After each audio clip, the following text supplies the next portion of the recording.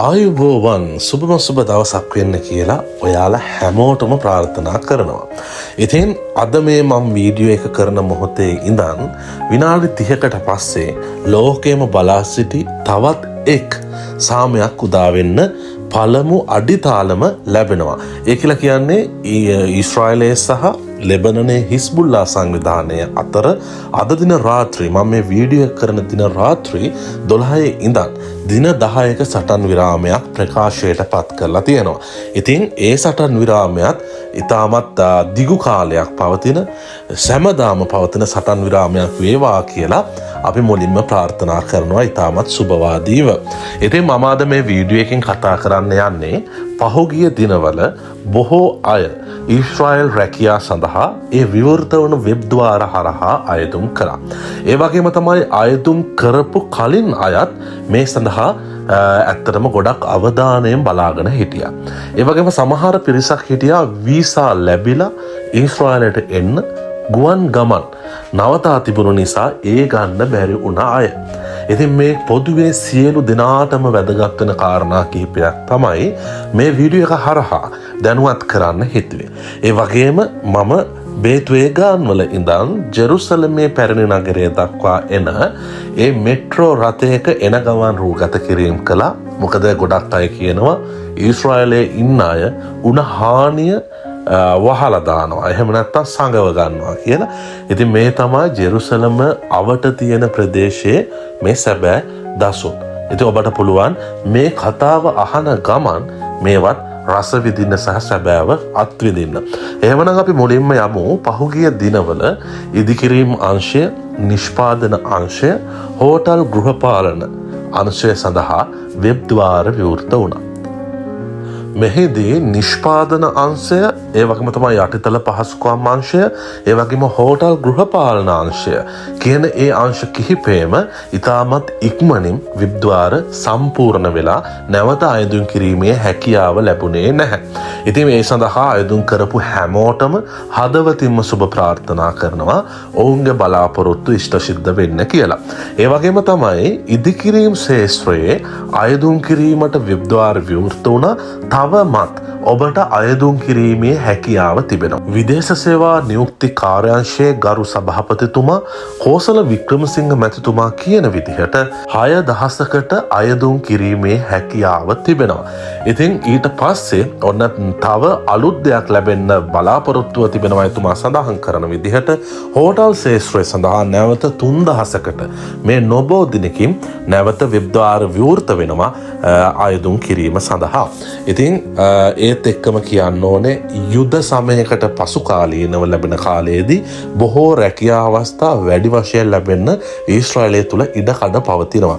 මේ වෙද්දී ඔබ දන්නවා යුද වාතාවරණ 3කට මුහුණ දුන්න මෑත කාලීනව හමාස් සංවිධානය, ඒ වගේම ඉරානය සහ ලෙබනනේ හිස්බුල්ලා සංවිධානය. මේ වෙද්දී එම සටන් සියල්ලම සටන් විරාම බවට පරිවර්තනය වෙලා තියෙනවා. ඉතින් එය තවදුරටත් දීර්ඝ කාලයක් තිබීම තුළින් අනිවාර්යයෙන්ම යුද්ධ කාලයට පසු කාලීනව රැකියා අවස්ථා බොහෝ ප්‍රමාණයක් අපිට ලැබෙන්න පුළුවන්. ඉතින් එතකොට මෙහෙම අයදුම් කිරීමට වෙබ් ද්වාර ඕපන් කරා කිව්ව ගමන්ම ඔබ නිතරම අවධානයෙන් ඉඳලා අයදුම් කිරීම ඔබේ වගකීමක් කොට සලකන එක ඉතාමත් යෝග්‍ය දෙයක්. ඉතින් ඒ වගේම තමයි ජූනි මාසයේ විතර වෙද්දි තමයි මේ අයදුම් කරපු අයට යම්කිසි ක්‍රමවේදයක් තුලින් ඉදිරියට යෑමේ හැකියාව තිබෙන්නේ. ඔවුන්ගේ ඒ සියලුම කටයුතු සූදානම් වෙන්නේ. ඉතින් එහිදී ඔවුන්ට සමහර පරීක්ෂණවලට විශේෂයෙන් අපි දන්නවා මුලින්ම ඒ ප්‍රාදේශීය විදේශ සේවා නියුක්ති කාර්යාංශයේ තියෙන කාර්යාලවල පරීක්ෂණයක් තිබෙනවා. ඉන් අනතුරුව ශාරීරික යෝග්‍යතා පරීක්ෂණයක් තිබෙනවා.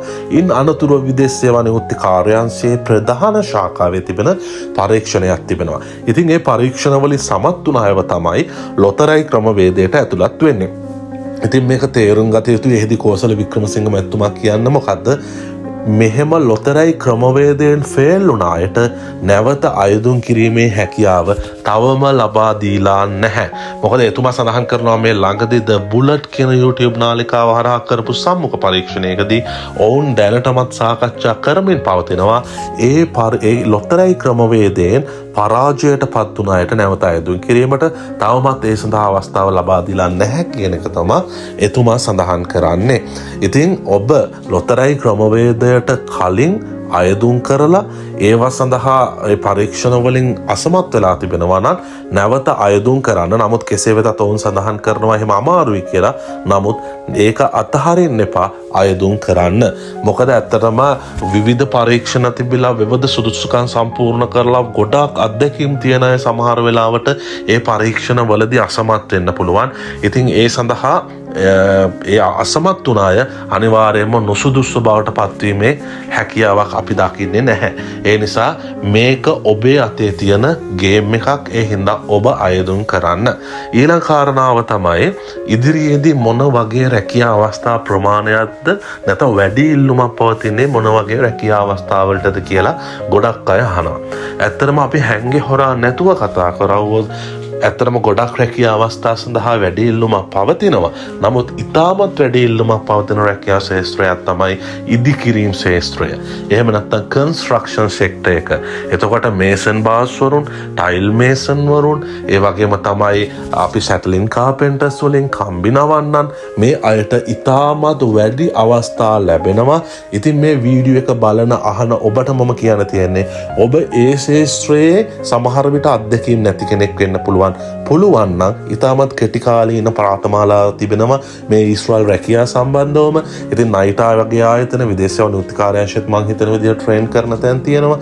ඒ වගේම පෞද්ගලික අංශයෙන් හරි ඒ සඳහා පුහුණු වෙලා මේ සඳහා අයදුම් කරන්න කියලා මම ඔබට යෝජනා කරනවා. මොකද ඉදිරියේදී ඉතාමත් වැඩි වශයෙන් ඉදිකිරීම් නැත්නම් කන්ස්ට්‍රක්ෂන් ක්ෂේත්‍රයට බොහෝ රැකියා අවස්ථා ලැබෙන්නට පුළුවන්. ඒ වගේම තමයි ඊළඟ ක්ෂේත්‍රයේ විදිහට අපි දකිනවා හෝටල් සහ ගෘහපාලනාංශය. මොකද බොහෝ කාලයක් රට ඊශ්‍රායලයේ වැසී ගියපු කාලයක් තිබෙන්නේ. සංචාරකයන්ට ඊශ්‍රායලයට එන්න බැරිව හිටපු කාලයක් තිබෙනේ. ඔබ දන්නවා ඊශ්‍රායලය කියලා කියන්නේ ජෙරුසලම කියලා කියන ශුද්ධ වූ දේශය. ජේසුතුමා ඉපදුන තැන ලෝකේ බහුතරයක් අදහන ආගම් අතරින් පළවෙනි තැන තියෙන ක්‍රිස්තියානි ආගම ඔවුන්ගේ නිජ භූමිය. ඉතින් ඒ වගේම තමයි මුස්ලිම් ආගමෙත් බොහෝ අය විශ්වාස කරනවා නිජ භූමිය. ඉතින් ඒ බොහෝ අය සංචාරයට එන ස්ථානයක් තමයි ඊශ්‍රායලය. යුද කාලයත් එක්ක ගුවන් ගමන් නතරවීම තුළින් බොහෝ සංචාරකයන්ට එන්න බැරි වුණා. ඉතින් ඔවුන් මේ යුද සමයේ නැවතීමත් සමගම ඉතාමත් වැඩි වශයෙන් එන්න උත්සාහ කරනවා. ඒ අවස්ථාවලදී හෝටල් සහ ගෘහපාලන ක්ෂේත්‍රයේ බොහෝ රැකියා අවස්ථා අපේ ශ්‍රී ලාංකිකයන්ට ලැබෙන්න පුළුවන්. ඔබ දන්නවා පහුගිය දවස් කිහිපෙදී හෝටල් අංශයට රැකියා ద్వාර විවෘත වුණා. ඒ වගේම කෝසල වික්‍රමසිංහ මහත්මයා සඳහන් කරන ආකාරයට ඉතාමත් නුදුරු දිනයකදීත් නැවත වෙබ් ద్వාර විවෘත වෙන්න ඉඩ කඩ තිබෙනවා. ඒ වගේම තමයි ප්‍රතිසංස්කරණ අංශයේ රැකියා සඳහා බොහෝ අවස්ථා ලැබෙන්න පුළුවන්. මොකද ජල නල ඒ වගේම තමයි මේ ඊශ්‍රායලයේ යටිතල පහසුකම් ප්‍රතිසංස්කරීමේ ක්ෂේත්‍රවලටත් රැකියා අවස්ථා සඳහා වැඩි ඉල්ලුමක් ලැබෙන්න පුළුවන්. ඒ වගේම තමයි ඔබ දන්නවා දැන් පෞද්ගලික අංශයේ සුපර් මාකට්, ඒ වගේම තමයි රෙස්ටුරන්ට්, ඒ වගේම තමයි JCB ඔපරේටර් වරුන්, බර වාහන ක්‍රියාකරුවන්, ඒ වගේම ෆැක්ටරි නිෂ්පාදන ක්ෂේත්‍රයටත් ඇත්තටම රජයේ පෞද්ගලික අංශය කියලා නැහැ. බොහෝ අවස්ථා ලැබීමේ ප්‍රවණතාවයක් මේ යුද්ධෙන් පස්සේ තිබෙනවා. එහෙමනම් මගෙන් අහන ලොකුම ප්‍රශ්නේ තමයි අයියා අපි නිෂ්පාදන වලට අයදුම් කරලා මෙච්චර කාලයක් බලාගෙන හිටියා. අපිට තවම නැහැ කියන කාරණාව. ඉතින් ඇත්තටම අපි ඔබ දෙගොල්ලම තේරුම් ගන්න ඕන කාලයක් තියෙනවා. ඒ තමයි ඊශ්‍රායලය තුළ ඉතාමත් බිහිසුණු යුද්ධයක් පැවතුණා. ඒකත් සමගම සමහර වෙලාවට බොහෝ වෙලාවට කාර්යාල නිසියාකාරයට වැඩ කළේ නැහැ. ඒ වගේම තමයි ඔබ නිෂ්පාදන ක්ෂේත්‍රයට එනවා නම් නිෂ්පාදන ෆැක්ටරිස් වල ඇත්තටම සමහර දැන් හයිෆා වැනි ප්‍රදේශවල ඇත්තට මේ ෆැක්ටරි සම්පූර්ණයෙන්ම වසා තැබුවා.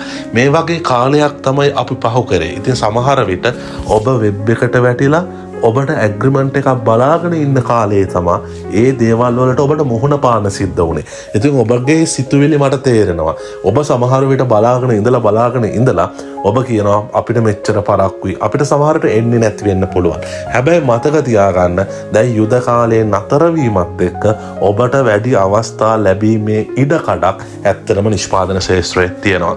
ඉතින් ඒ නිසා මම කියන්නේ හැමෝටම සමහර විට ප්‍රමාද වීම ඒ වගේම වෙබ් එකේ බලාගෙන ඉඳලා හති වැටීම් දැනෙන්නට පුළුවන්. නමුත් ඇත්තටම ඒක සාධාරණයි. මොකද ඔබ අවබෝධ කරගත යුතු දෙයක් තියෙනවා. ඊශ්‍රායලයේ ලොකු යුද කාලයක් තමයි මේ ක්‍රමක්‍රමයෙන් නිමාවට පත්වමින් තිබෙන්නේ. ඒ වගේම තමයි ඊශ්‍රායලයේ නිෂ්පාදන කටයුතු, හෝටල් ශාස්ත්‍රයේ කටයුතු, සමහර විට ඉදිකිරීම් ශාස්ත්‍රයේ කටයුතු වෙනදා වගේ සාමාන්‍ය දිනවල වගේ සිද්ධ වුණේ නැහැ. ඉතින් ඒ වගේ කාලයකදී ඔබව මේ රටට බඳවගෙන, ඒ වගේම ඔබ වියදම් කරලා මෙහාට ගෙන්නවගෙන ඒ ඊශ්‍රායලයේ සේවා යෝජකයන්ට මම හිතන්නේ නැහැ එහෙම වියදම් කිරීමේ අවදානමක් ගැනීමේ අවශ්‍යතාවයක් තිබෙනවා කියලා. ඒ නිසා තමයි ඔය රැකියා ගිවිසුම් ලැබෙන්න ඇත්තටම ප්‍රමාද වුණේ. ඒක මම හිතනවා ඔබට දැන් තේරුම් යන්නට ඇති කියලා. එහෙමනම් ඊළඟට අපි කතා කරමු මෑතකදී ඊශ්‍රායලට එන්න ගිවිසුම් ආවට පස්සේ ඔවුන් ඩොකියුමන්ට් සබ්මිට් කරලා ඊශ්‍රායලයේ වීසා සෙන්ටර් එක හරහා ඉන්දියාවේ තියෙන තානාපති කාර්යාලයෙන් වීසා එක ලැබුණාට පස්සේ මේ ගුවන්පත විවෘත නොවීම නිසා ඔවුන්ට ඊශ්‍රායලට එන්න බැරි වුණා. ඇත්තටම මම දැක්කා පෞද්ගලික ඒජන්සි වල ඉන්න විවිධ රටවල් මාර්ගයෙන් ඔවුන් ඇතුළත් වුණා ජෝර්දානය සහ ඊජිප්තුව හරහා. කෙසේ නමුත් රජයෙන් අයදුම් කරපු අයට ඒ සඳහා අවස්ථාව ලබා දුන්නේ නැහැ. මොකද රාජ්‍ය ආයතනයක් විදේශ සේවා නියුක්ති කාර්යාංශය කියලා කියන්නේ ඔවුන් තමයි මේ සියල්ලටම වග කියන්න ඕන ආයතනය. එවන් බිහිසුණු තත්වයකදී මිනිස්සුන්ගේ ජීවිත අවදානමේ දාන්න ඔවුන් කටයුතු කළේ නැහැ. ඉතින් ඒ අයට කියන්න තියෙන්නේ මෙන්න මෙච්චරයි. ඉතින් ඒකත් මම නෙවෙයි කියන්නේ කෝසල වික්‍රමසිංහ මහතුමා. එතුමා සඳහන් කරනවා ඊශ්‍රායලය එකඟ වෙලා තිබෙනවා ඒ වීසා ලැබුණු අයගේ වීසා කාලය දීර්ඝ කරලා ඊශ්‍රායල තුලට ගෙන්නන්න. ඉතින් මේවා ඉතාමත් වැදගත් තැන්. මොකද ගොඩක් අය අහපු දෙයක් තමයි අයියා අපිට වීසා හම් වෙලා තියෙනවා අපිට එන්න විදිහක් නැහැ. ඉතින් සමහර විට මේ ස්වයංක්‍රීයව නැවත අයදුම් කිරීමකින් තොරව වීසා කාලය දීර්ඝ වීමේ හැකියාව පවතිනවා. එහෙමනම් මොකද සාත්තු සේවා අංශයට වෙන්නේ? ඇත්තටම පහුගිය කාලයේ සාත්තු සේවා අංශයේ රැකියා අවස්ථා ඉතාමත් අඩු ප්‍රමාණයක් තමයි වෙනදට සාපේක්ෂව ලැබී තිබුණේ. ඒකට හේතුව තමයි බොහෝ තැන්වල වැඩිහිටියන් එම ස්ථානවලින් ඉවත් වෙලා ඔවුන්ගේ දුවගේ ගෙදරට හෝ ඔවුන්ගේ භාරකාරයෙක් ගෙදරට ගියා. ඒ වගේම තමයි විදේශීය ශ්‍රමිකයන් ගෙන්වා ගැනීමේ පහසුව තිබුණා. ඉතින් ඒ හේතුව නිසා නිරපරාධ නිකන් අයදුම් කරේ නැහැ සාත්තු සේවකයන් ගන්න. ඉතින් මේකත් ඉදිරියේදී විසඳෙනවා කියන එක විශ්වාසයි. මොකද මේ යුද වාතාවරණය හරහා තමයි මේ සියල්ලම සිද්ධ වුනේ. මොකද මෙහි ඉන්න අය යුදමය වාතාවරණයකදී කට්ටියට එහෙම නැත්නම් විදේශීය ශ්‍රමිකයන්ට එන්න බෑ කියලා දන්නවා. ඔවුන් බොරුවට දඟලලා ඔබව ගන්න බොරුවට උත්සාහ ගන්නේ නැහැ. මොකද ඔවුන් නොදකින අනාගතයක් තමයි තිබුණේ. කවද සටන් විරාමයක් එයිද? කවද නැවත ගුවන් ගමන් ආරම්භ වේද කියලා ඔවුන් දන්නේ නැහැ. ඒ නිසා ඔවුන් අවස්ථා ලබා දුන්නේ සහ රැකියා ගිවිසුම් නෙවෙයි නෑ. ඉතින් ඒක ඔබත් තේරුම් ගත යුතු කාරණාවක්. එහෙමනම් ඉදිරියේදී මොකද වෙන්නේ? ඒ වගේම දැන් ආයුධම් කරපු අයට මොකද වෙන්නේ? වීසා ලැබුණ අයට මොකද වෙන්නේ කියලා මම පැහැදිලි කරා. ඒ අතරතුර විශේෂයෙන්ම මතක් කරන්න ඕන දෙයක් තිබෙනවා. අපේ නිෂ්පාදන ශාස්ත්‍රයේ පළවෙනි කට්ටිය අයදුම් කරලා ඒ අයදුම් කරපු අයගෙන් බොහෝ පිරිස. මොකද ඔවුන් මේ අයදුම් කරපු තැනට යන්නේ බොහෝ පරීක්ෂණ ගානක් සම්පූර්ණ කරලා බොහෝ කාලයක් අරගෙන සමහර වෙලාවට රැකියාන් ඉවත් වෙලා මම මේ කාරණාව මගේ කලින් වීඩියෝ එකේ කතා කරා.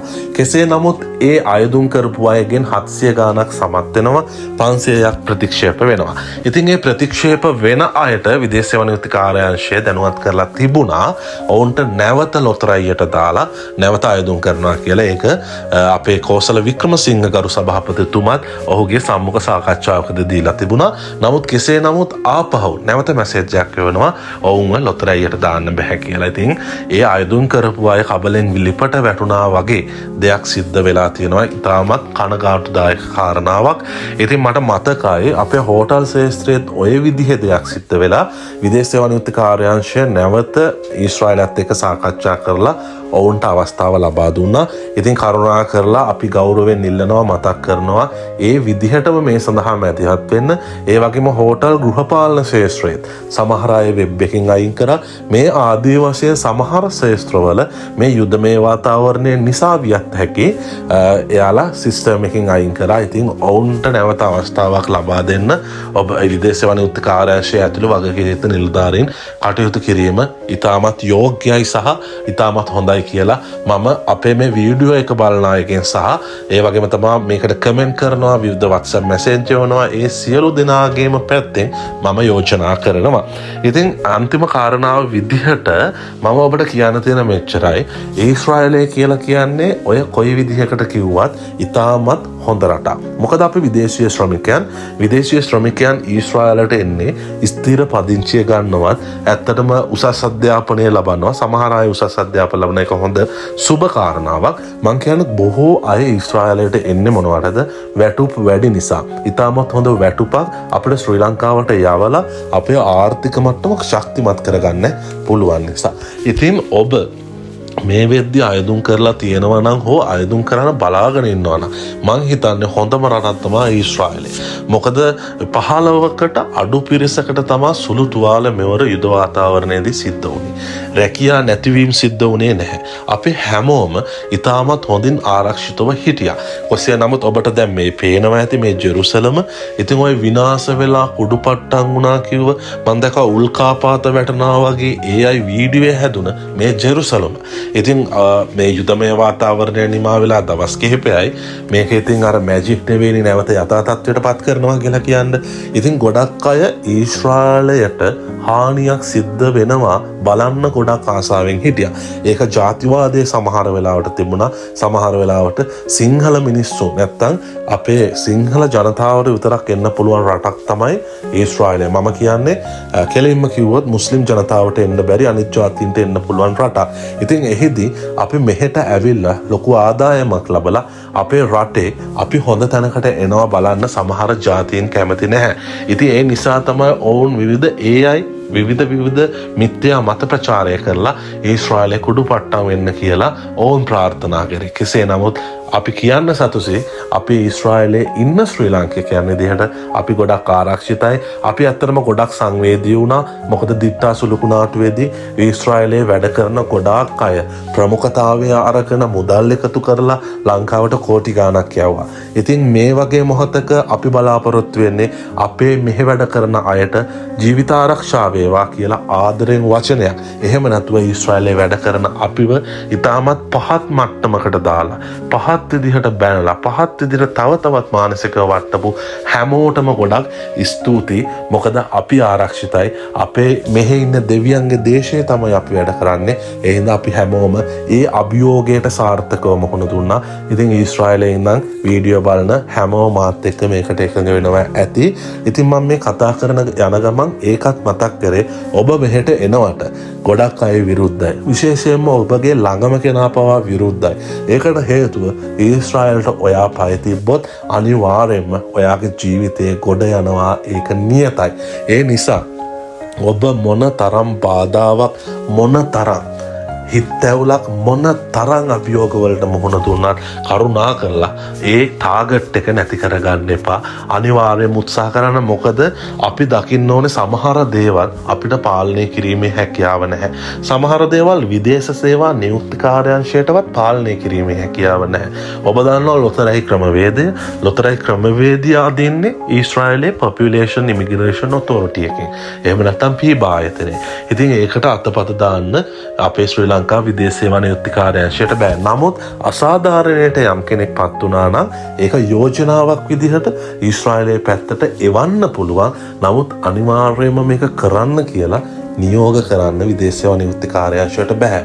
ඉතින් අපි දන්නවා අපි ප්‍රශ්නයකට හෝ හිතැවුලකට හෝ විශ්වාස භංගත්වයකට බලාපොරොත්තු නැතිවීමකට පත් වුණාට පස්සේ අපි ඉතාමත් කෝප වෙනවා. අපි කතා කරනවා අපිට මේ කොන මොකද ලොකු බලාපොරොත්තුවක් එක්ක හැමෝම මේ සඳහා ආයෝජන කරන්නේ. එතකොට විදේශ සේවා නියුක්ති කාර්යාංශයට සමහර තැන්වල අසරණ වෙන්න සිද්ධ වෙනවා. හැබැයි විදේශ සේවා නියුක්ති කාර්යාංශයට ඉතින් අපි යෝජනා කරන්නේ ලැබෙන ගිවිසුම් ක්ෂණිකව ඒ ක්‍රියාදාමය කරලා අපේ පිරිස මෙහෙට ඉක්මනටම එවන්න කියන එක.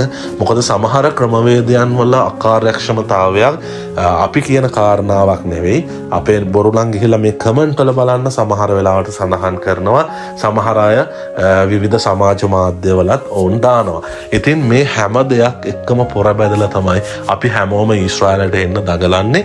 ඒ හින්දා මම කියන්නේ අපි හැම දෙයක්ම අවබෝධ කරගෙන මන් දන්නවා අපිට එන්නේ අපි විතරයි. ඔබ යම්කිසි අසාධාරණයකට ලක් වුණා නම් ඔබ ඊශ්‍රායලට එන ටාගට් එකේ මොනවා හරි හින්දා ඒක නැති වෙලා ගියා නම් ඒ වෙනුවෙන් පෙනී ඉන්න තියෙන්නේ ඔයාට විතරයි.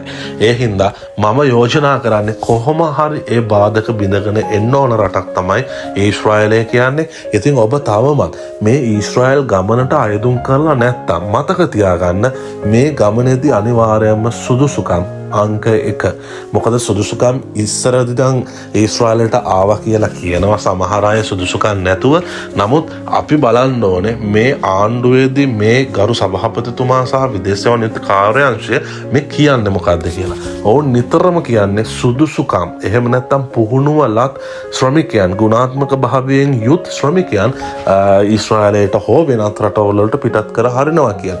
එතකොට අපි නිකම් වෙබ් ద్వාරේ විවෘත වුණා කියව පමණින් අයදුම් කරවුවොත් තව කෙනෙක්ට තියෙන අවස්ථාව අපිට සුදුසුකම් නැත්තම් නැති වෙන්න පුළුවන්. ඉතින් හොඳම දේ තමයි ඒ අවශ්‍ය ශාස්ත්‍රයට වෘත්තීය සුදුසුකම් හදාගෙන ඒ සඳහා අයදුම් කරන එක. සමහර ශාස්ත්‍රයන් තියෙනවා ඒ වෘත්තීය සුදුසුකම් අවශ්‍ය නැති. මම කියන්නේ ඒවට අයදුම් කරන්න. හැබැයි වෘත්තීය සුදුසුකම් අත්‍යවශ්‍යයි කියලා හිතන ශාස්ත්‍රයන් වලට අයදුම් කරද්දී ඒවට ඒ අවශ්‍ය සුදුසුකම් සම්පූර්ණ කරගෙන අයදුම් කරන්න. මොකද ඒ තුලින් ඔබට සාර්ථක වෙන්න පුළුවන්. අනිවාර්යයෙන්ම ඉංග්‍රීසි භාෂාව මම කියන්නේ ඉදිකිරීම ශාස්ත්‍රයට සමහර විට අවශ්‍ය නැහැ කියන්න බෑ.